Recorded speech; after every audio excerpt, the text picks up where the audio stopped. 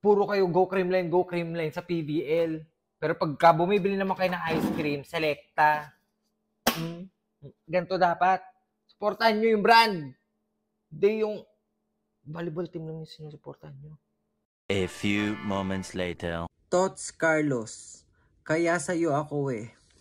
Baby, sa akin na ice cream. Sa akin na ice cream. Oh, tingnan mo to. Nakatutuwa naman tong si Kay kasi nire-upload niya sa X yung video ko about doon sa mga nagsusupport sa Creamline, sa PVL, pero ang binibili ng ice cream ay Selecta. Ganito dapat. Supportahan nyo yung brand. Hindi yung volleyball team lang yung sinusuportahan nyo. Tapos, upon checking sa mga nag-quote, aba ang team manager ng Creamline na si Alan Acero, ang sabi niya, kailangan ko rin daw ng bonus, which is true, kaya naman nag-comment ako. Sabi ko, asa na pa bonus ko? Abay mamaya may message akong na-receive. Ayan. Hello, thank you for supporting Creamline. Please send me your address so we can send you some ice cream to enjoy. Salamat at good vibes. Nag-reply ako at nagpasalamat at binigay ko yung hinihingi niyang address. Kaya naman, makakapag-enjoy ako ng ice cream! Hindi pa man dumadating ang ice cream, nagpapasalamat na ako kay Sir Alan. Thank you very much! At para naman kay Tots, what are your thoughts? Wow! Ang big time naman talaga ng manager nyo. Sana all! Sana all! A few moments later. Good day! So kagigising ko lang at it's past 12. And may na-receive akong text. At tinatanong kung saan daw yung exact address namin. At alam nyo ba kung kanino galing yung text?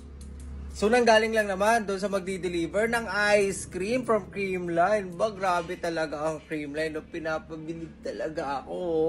So syempre nag-reply tayo kung saan. Nagbigay tayo ng landmark. So ngayon hinihintay na natin.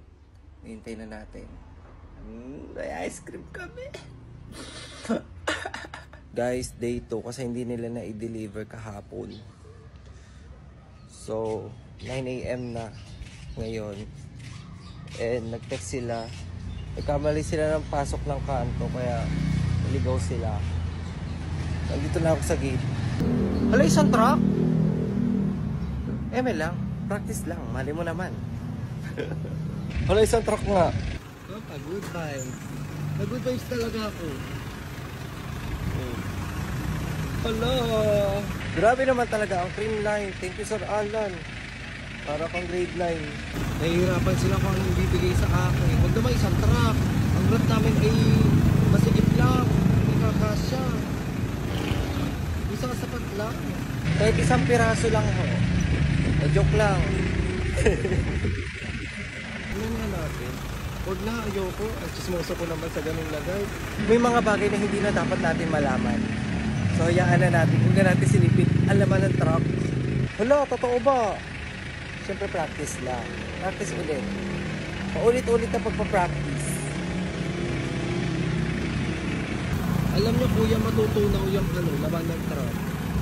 Matutunaw yung mga ice cream. Pwede nyo pa yan. Ayan, bumaga na si Kuya. Ayan. Grabe na. Grabe na talaga kuya. Ang dami naman yan. Ano ba laman niya? Isda? Tambal tulingan.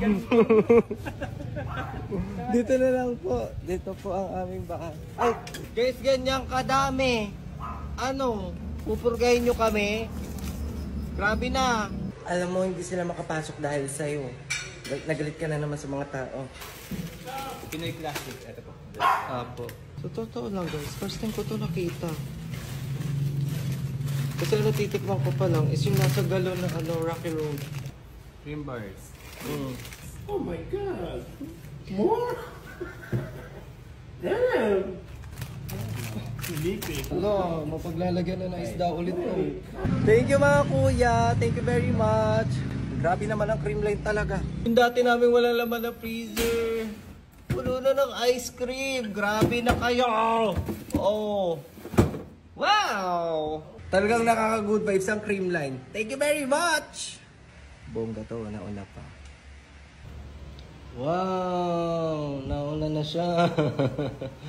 How was it? Good, ah. For sure, back to ubo tong mga to. Sir Alan, thank you po sa bonus. Big time ka talaga, no?